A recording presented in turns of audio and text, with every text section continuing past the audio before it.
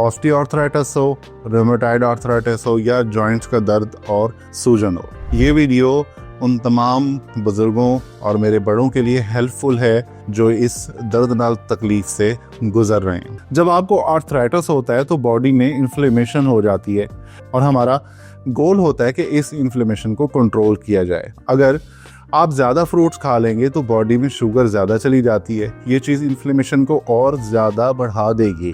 Nuts की बात करें तो सब नट्स आर्थराइटिस के लिए अच्छे नहीं होते, लेकिन वालनट्स बेस्ट हैं क्योंकि इनमें होता है ALA जो कन्वर्ट होता है ओमेगा 3 फैटी एसिड्स में, EPA और DHA में। ये एंटी इन्फ्लेमेटरी होते हैं। बाकी नट्स में ओमेगा 6 ज़्यादा होता है जो इन्फ्लेमेशन को बढ़ा देता है। इसके बाद है दालें, चने, लोबिया। इनमें एंटीऑक्सीडेंट्स होते हैं लेकिन इनके अंदर लेक्टिन्स और ऑक्सलेट्स होते हैं जो आर्थराइटिस को बिगाड़ सकते हैं। ये डाइजेशन को डिस्टर्ब करते हैं और गट इन्फ्लेमेशन को बढ़ा देते हैं।